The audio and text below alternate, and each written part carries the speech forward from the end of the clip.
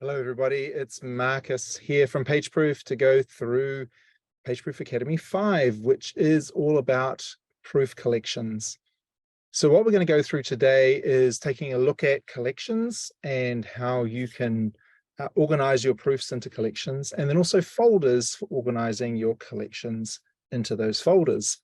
So let's get started and take a look at collections inside of PageProof. So first things first, how do you define a collection? Well, a collection is a way in which you can put proofs which are similar or related into a collection where they can be all seen at once. This lets you do things like create a place where you can have different media types for a particular campaign inside one place, and then your reviewers are able to open the collection and they can see all of the proofs that relate to that particular collection. So for example, if I roll this down here and click on this one series, you'll see now I am looking at the one series collection, which is showing me two proofs inside of here. So this is a page proof collection. Now I'm looking at it from the point of view of a proof owner, and you'll see that I have the ability to drag and drop and add to this collection if I need to. Now, a folder is defined as a way of grouping together collections. So if you look over on the left-hand side of the screen, I have this B&W folder, and inside of it, I have multiple collections. So this is a great way of organizing your collections into folders. So that could be by, in this case, brand.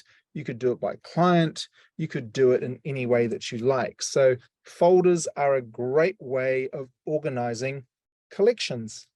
So we'll go through first of all is, how do you create a collection? Well, it is actually super simple. So over on the left-hand side, you'll see there's a collections option here.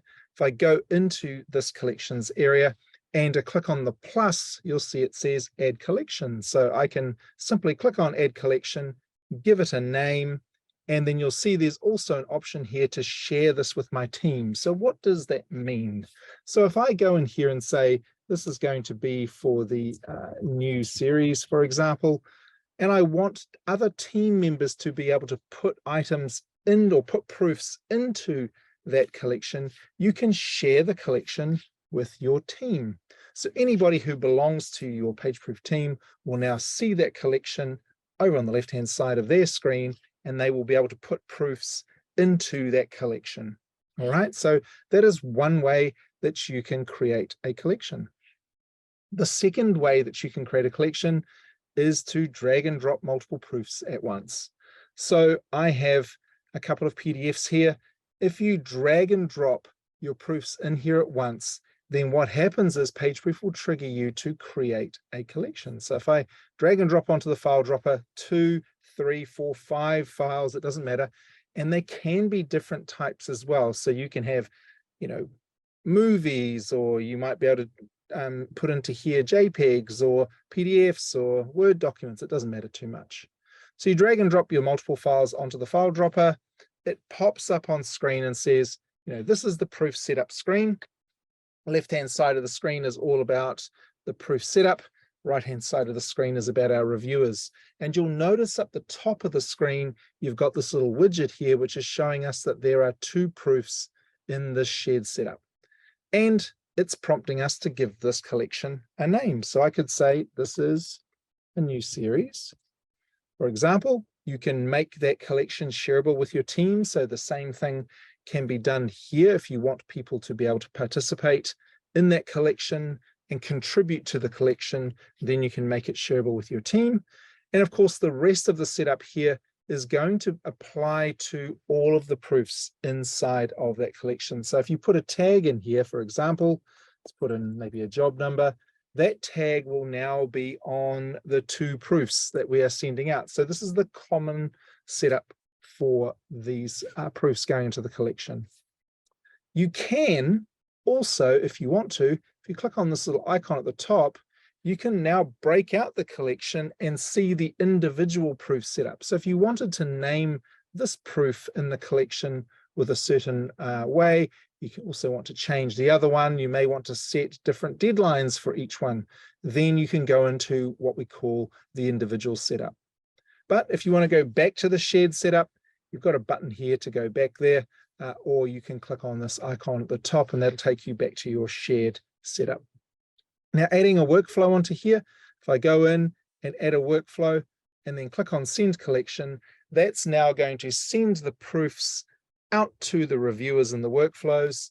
They will receive one email. So just to be clear, one email will go, not multiple emails. So if you do drag and drop, 10 files into a collection, do the setup and then send it out, your reviewers will receive one email letting them know that there is a collection that they need to take a look at.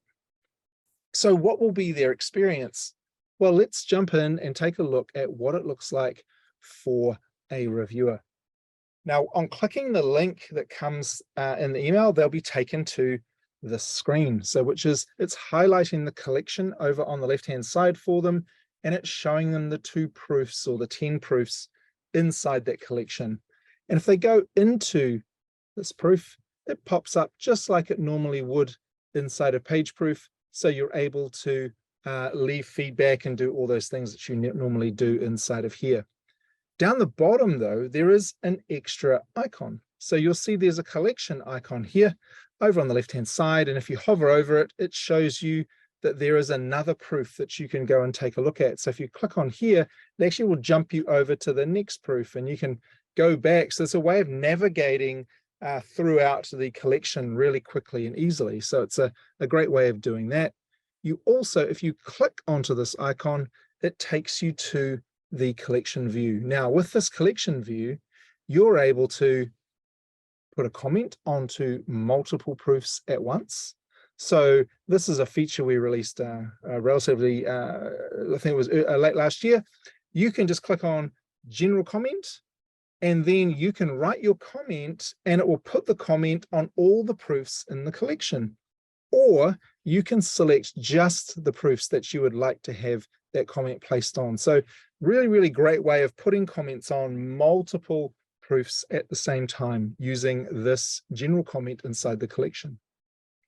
Another point is you can also download from here all the files in the collection if you want to. So your reviewers can go in and they can just select which files they would like and download all of the files, original files inside the collection as well. So you do that from the collection view, which we got to by clicking on the icon here at the bottom of the proofing screen.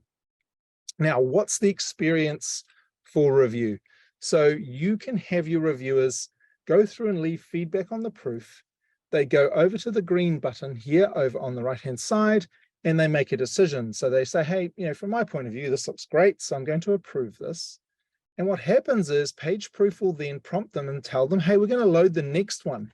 So it then takes you to the next proof in the collection. So automatically moves you through the collection until you have completed all the proofs in the collection. So this is the experience that your reviewers will get as part of being in that collection. Okay, let's go back now and take a look at some of the setups and some of the different things that you can do as a proof owner when it comes to collections. So we've seen how you can upload into here. Now let's take a look at some of the management of this. So some of the things that you want to be able to do with your collections, if you go in, if you hover over the collection name over on the left-hand side and you are the owner of that collection, you'll see this cog icon. If you click onto the cog icon, that will show you all the options that you've got for managing your collection. And there's some great ones inside of here. So it's things like, hey, I want to add an owner across all of the proofs inside that collection. Sure. So all the bulk actions are shown here. So you can replace the approver, you can add a reviewer, all of these things that you might want to do in bulk on all the proofs inside that collection, you can do that. So those bulk actions are super useful for just quickly getting things done. And then up the top here, the collection setup, it'll show you obviously the collection name. So if you do want to change the name of the collection, you can just click into here and change the name of it, no problem at all. And then also that share with my team. So you can go through and also share the collection if you forgot to do that when you were setting it up. So that's another great way. Now, folders. You want to put your collections into folders, and you do that from here. So you'll see that there is a folder option inside of here. So I have got my collection, and I will now want to put it into a folder. So if you click onto folder, you can very simply type in the name of a new folder if you want to create a new folder, or if you want to put it into an existing folder that you already have, just click on the three dots here and choose the appropriate folder, and it will put this collection inside that folder. Okay, so just showing how you are able to manage your collections using folders. So that's how you can do that. And if you do that, it will then show in this hierarchical layout that you can see over on the left-hand side here. All right, so that's how you can create your folders for your setups. Okay, so another great thing that you can do if you're the owner of proofs is you're able to drag and drop proofs into collections. And this is something that a lot of people don't know that you can do. But if you are looking at your collection and you think, oh, that proof needs to be in that collection, very simply just drag and drop it into the collection, and it will then make it a proof inside that collection. So by dragging and dropping onto it, I now click onto here, we can now see that proof that I just dragged and dropped is now part of this particular collection. So that's how you are able to put proofs into collections using drag and drop.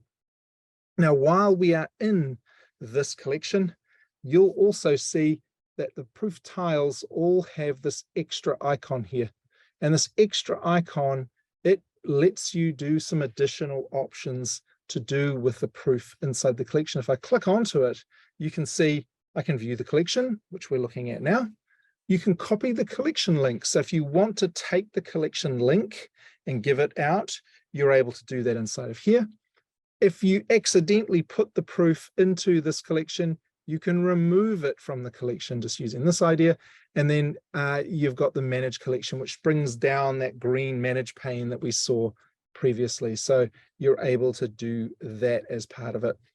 All right, so in this case, I am going to remove this from the collection because it wasn't something that I wanted to put into this, this particular one. Okay, so how do you know that a proof belongs to a collection? So if you look at a dashboard, for example, how can you tell which ones are in a collection and which ones are not? Very simply, you'll see this little piece of text underneath the proof name on the tile. That is the collection that the proof is currently sitting in. So you can see here the Christmas flyers too. This is the collection that this proof belongs to. And again, you can see the collection icon here. So I can click onto it and I can go and view that collection, remove it, manage it, etc., etc. So this is a good way of just glancing at your dashboard, and you're able to see those items inside the collection as well. So they're all there for you to use. So those are the principles of the collections and their use. So from an owner's point of view, you can create those collections over here, and you can again make that shareable with your team.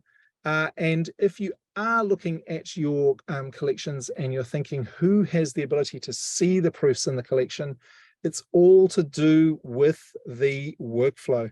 So this is something that it's an advanced use of collections, but if you want to say inside of a single collection, these three people can see these two proofs and these three people can see these two proofs, you manage that at proof level.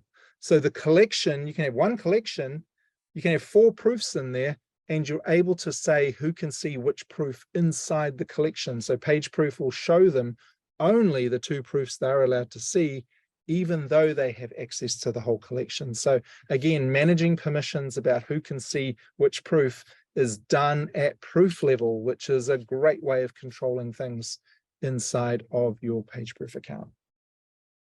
Now, if any of you have any questions regarding the use of collections.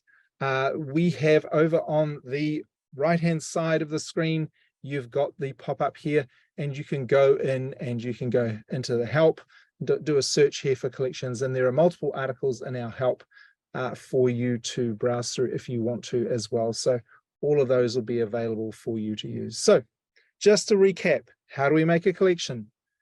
You can go make one using the Add Collection feature here. You can also drag and drop multiple items onto the file dropper on the screen, and that will take you to the proof setup screen where you can name the collection and send out your proofs. All right, well, thank you very much, everybody, for your time. Hopefully you learned a little bit about collections and folders and how you can organize your PageProof dashboard and go through and be able to put your collections into folders and put a bit more structure into the way in which you run your PageProof dashboards. Thank you very much, everyone. Have a good rest of your day.